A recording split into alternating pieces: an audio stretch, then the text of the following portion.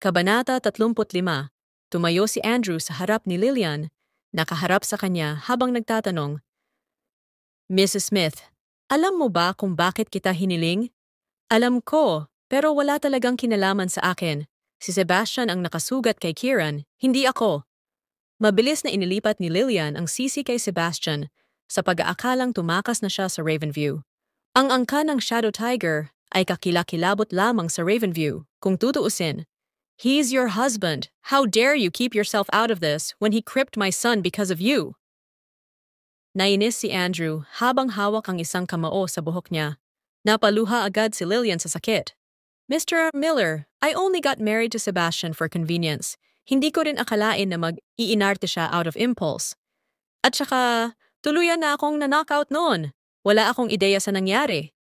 Married convenience? Ngumisi si Andrew. Ms. Smith, I heard you've always been prim and proper. Wala ka pang nililigawan. Tapos ngayon ka lang nagpakasal sa kanya. Ibig sabihin virgin ka pa? Namutla ang mukha ni Lillian. Mr. Miller, please let me go. I'm willing to cover all the medical expenses and compensate with 2 billion. Magiging okay ba iyon? Ang impotent ng anak ko, hindi na siya makakapagtalik simula ngayon. Nag-iisang anak ko siya. Umungol si Andrew, nag-aalab ang galit sa kanyang mga mata. I didn't mean for things to turn out this way either. But what's done is done. Even killing me won't undo it. Lillian squeaked. Tama ka. Walang kwenta. Pero nagsimula ang lahat ng ito dahil sa'yo. Dapat managot ka dito. Ano ang gusto mong gawin ko, Mr. Miller? I have a big business, and I can't afford to nod and hair. Now that my son's impotent, you're deemed to bear my child. Nagliwanag ang mga mata ni Andrew na may nagbabantang kislap. Bagamat marami siyang babaeng dumagsa sa kanya, lahat sila ay namutla kung ikukumpara sa kanya. Pinagnanasaan niya ito, ngunit hindi siya nangahas na kunin siya sa pamamagitan ng puwersa dahil anak siya ng pamilya Smith. Magkakaroon siya ng malaking problema kung malalaman ito ng Supreme Nexus. Gayunpaman, ang mga bagay ay iba na ngayon. May lehitimong dahilan siya at hindi natatakot kahit na malaman ito ng Supremo. Mr. Miller, pakiusap bitawan mo ako. Sigaw ni Lillian. I'm asking you to have me a child. You'll benefit from this.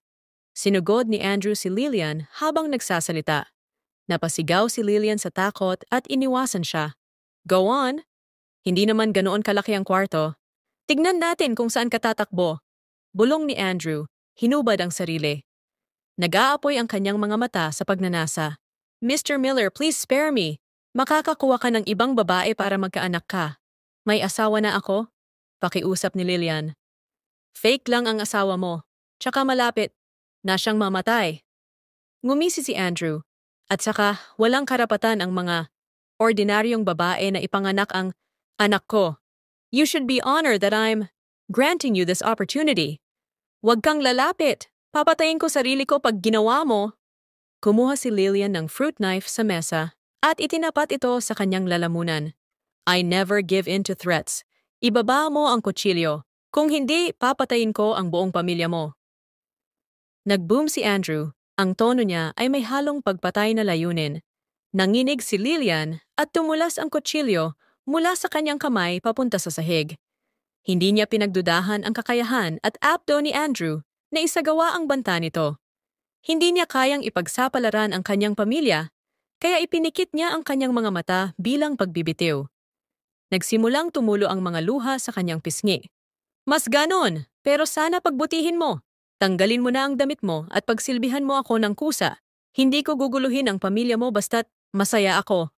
Pagbabanta ni Andrew. Nilalayon niyang hamakin ang mataas at makapangyarihang anak na babae ng pamilya Smith sa pamamagitan ng paggawa nito na isang laruan lamang para sa kanya.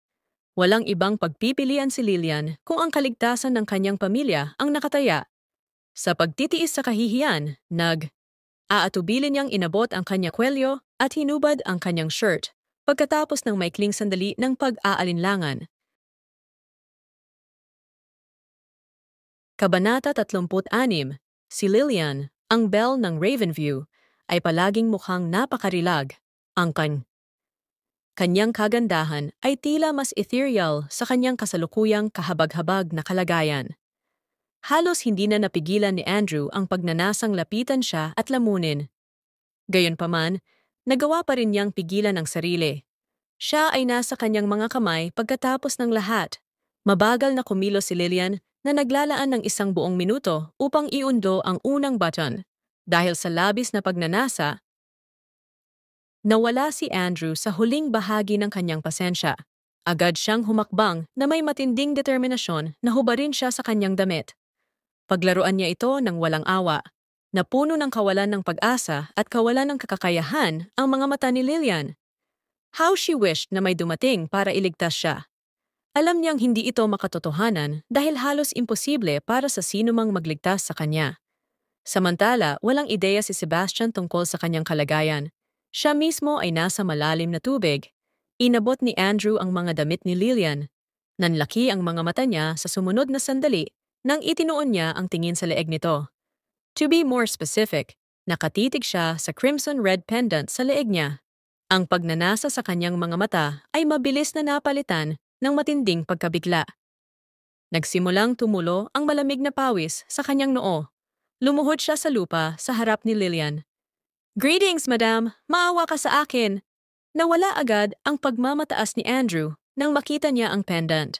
Nanginginig siya sa harap ni Lillian.